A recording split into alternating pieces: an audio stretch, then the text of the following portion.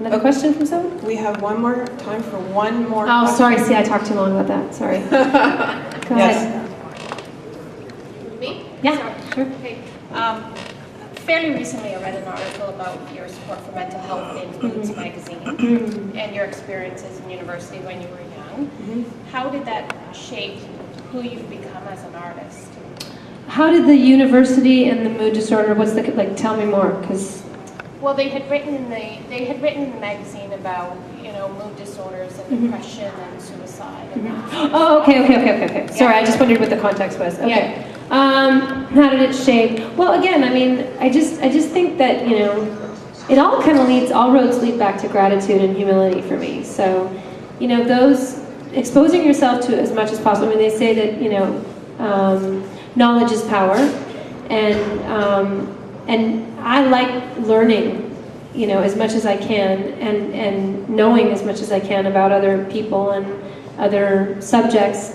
Because, I think that it makes you a more complete person and it allows for you to be a better person. And, I live in a very, weird world where there's like this strange perception about artists and people who are in the entertainment business. And I see so much of how people, the manifestation of that, perception, and it's amazing that it does manifest into what the perception is, and that has not happened to me, and I just feel grateful for it because it's been warded off, if you will, by the openness I have to knowing about many things, and my desire to not simply reject realities of other people. And I mean, you can only take on so much, because after a while, if you overload, you're not of good use to anybody.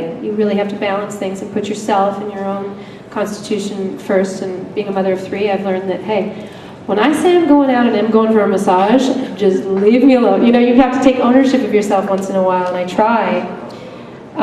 But I think that, having experiences, seeing the dark side of life, being open to people's pain and experiences, it's reality. And, as much as I can sort of take in, I do, and I feel that it's what shapes me as a person and as an artist, and most importantly as a person, as a mom, and as a citizen, of this world. So that's really what,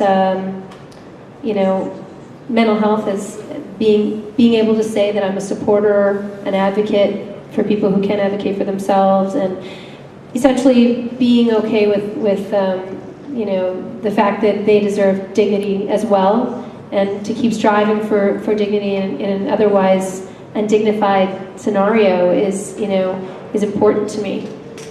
Yeah. We have time for one more. Yeah. You did say 3, so, and I'm just talking my face off. Thank you. One more question. From the male perspective. From the male perspective. Thank you very much. Thank you very much. So it was a great moment when you brought your 2 kids up. I think we all definitely enjoyed that special moment. We have a 5-year-old daughter. Both my wife and I are both very interested in music and putting her through piano. Obviously, That's a good idea. 2 children are musically inclined. Singing. I mean, I guess so. I don't know. Is that normal? I don't know. I'm serious. I mean, I don't know if that's normal. I have no idea. My wife's saying get to the point, so I'll get to the point. So what advice would you give parents who are interested in getting their kids into music but don't want to feel like they're forcing something on them that, and obviously both of you in the industry.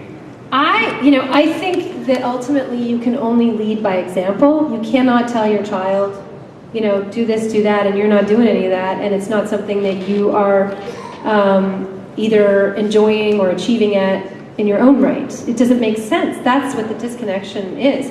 My mom did this genius thing where she took piano as well at the same time as us. And I didn't realize my mother was a genius until recently, because I thought it was kind of weird at the time, but there she was. And she was already a little bit, musically inclined, because my grandparents were incredibly talented players. They played the fiddle and mouth organ by ear, and in the Prohibition era, they were the entertainers at their local hall. And when I went over to my grandparents, that's what we did. They played, and and the afternoons on Sundays. It was so normal. So I think if you were to create an atmosphere where it was normal, not unlike when you meet kids that, you know, their parents are doctors and then they're doctors, you're like, how do they do that? How do they get their kids to be, so what did you do? And like, I want to ask that. I want my kids to be doctors too. I want them to be freaking dirty musicians. It's like growing, you are not going to be a drummer. My son's naturally inclined to being a drummer. We have a kit at home. He doesn't play a kid's kit. He plays the adult kit. They both do. They're both actually pretty talented. Rowan's already shown a lot of talent being a drummer. My husband's horrified. You know, he will be a guitar player, you know, in his head. But because the drummer's always the dopey guy who makes jokes, and you know, he never gets the girl, and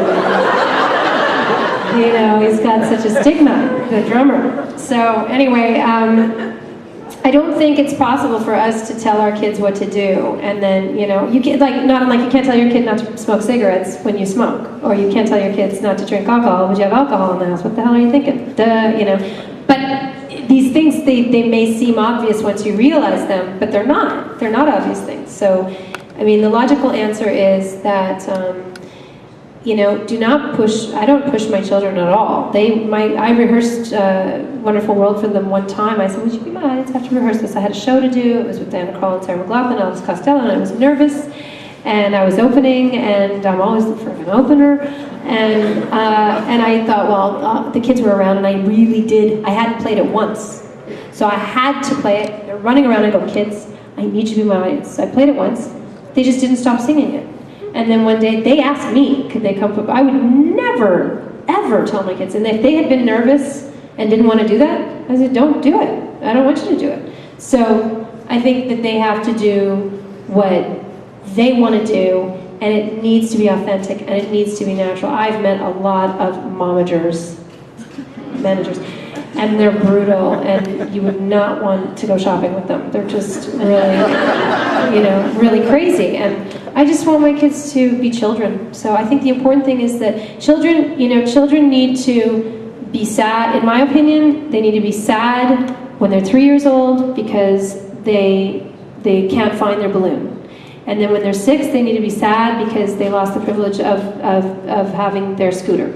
And then when they're 10, they need to be sad because their friend canceled their sleepover. And when they're 15, they need to be sad. Like, they need to be at the level of their age. And so you don't project insecurities that are for an adult onto a child. I think it's too much, and I see a lot of people pushing their kids too much. I personally will not be telling them to do anything at all unless they come to me and they will want to do it. And I really wanted to be a piano player. I was 3 years old.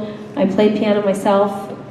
My mom was like, okay, you seem to be kind of weird with that. Let's see if we can get you somebody to fix, you know, whatever that is and make it normal. And I wanted to. I really wanted to. And I got addicted, as clearly my children, I don't know if they're great at what they do, but they are clearly enticed by the idea of pleasing people, which was what I was, you know, very, very happy to see people light up at the age of 3 when I would play Crocodile Rock on the piano.